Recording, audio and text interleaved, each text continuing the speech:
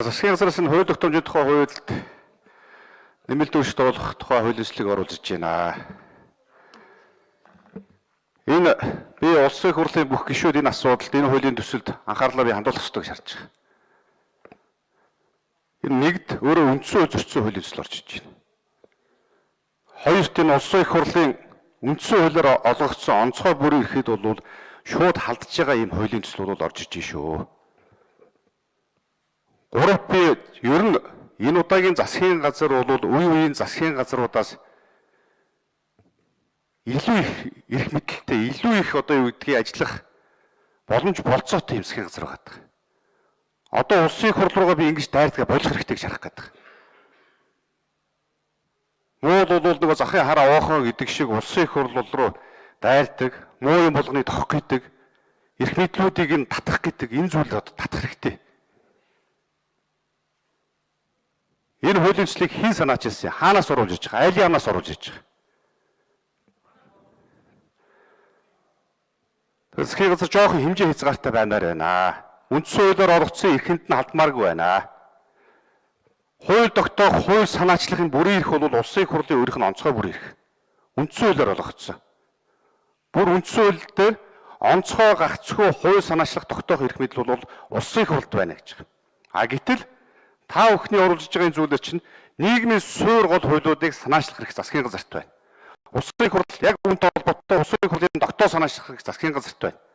Үндсэн чиглэл Монгол улсыг хөгжүүлэх. Тэр хууль тогтоомжийнх нь байна уу? Монгол улсыг хөгжүүлэх нь үндсэн чиглэл батлах эрх нь түүнийг санаачлах, батлах эрх нь засгийн газарт байна. Түүнийг зөвхөн улсын их хурл танилцуулдаг гэж байна. Одоо улсын их хурл бүр бодо тодорхой шалтгаан болох юм уу? Энэ ч өөр үндсэн эрх шүү дээ. Энэ талдаж болохгүй. Тэр нэмэлт өөрчлөлт байна уу, шинжилсэн хариулгыг хийх эрхийг нь байхгүй болгоно гэдэг. Үндсэндээ улсын их хурл чи юу хийх юм бэ? Эсвэл засгийн газар улсын их хурл болох гэдэг юм уу? Эсвэл энэ өөрчлөлтийг нь хийж өгөөд одоо үндсэндээ цаашдаа Монгол улсын засгийн их газар гэж нэрлэдэг болох юм уу? Юу болох гэдэг юм бэ? Ийм үндсэн хуулийн зөрчилтэй хуулийг оруулж ирж үндсэндээ бий болохгүй. Энийг дэмжиж болохгүй. Энийг хууль санагчид нь буцаагаад явуулах хэрэгтэй.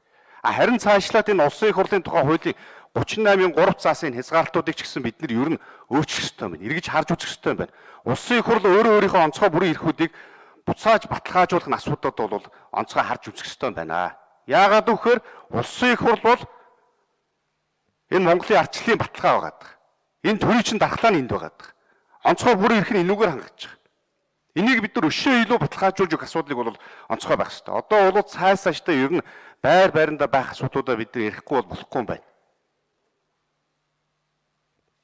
Ийм байдлаар бол улсын их хурл хандаж, ийм улсын их хурлын эрх мэдлийг нь хязгаарласан. Дээрээс нь одоо юу гэдгийг бусад гол үндсэн одоо юу гэдгийг төсвийн тогтвортой тухай хууль, төсвийн гол үндсэн бодлогыг тодорхойлж байгаа хууль мөлүүдийг хүртэл төр төдөлзүүлэх хязгаарлалтуудыг нь хүртэл бүр мөсөн зогсоох ч гэдэг юм уу, зогсоох гэдэг үг үсгүүд хүртэл орж иж байгаа. Энэ бол үндсэндээ бий болохгүй хуулийн төсөл байна. Энийг бол улсын их хурлын гишүүд онцгой анхаарч хууль санаачилтанд бий буцаах ёстой гэж харж байгаа.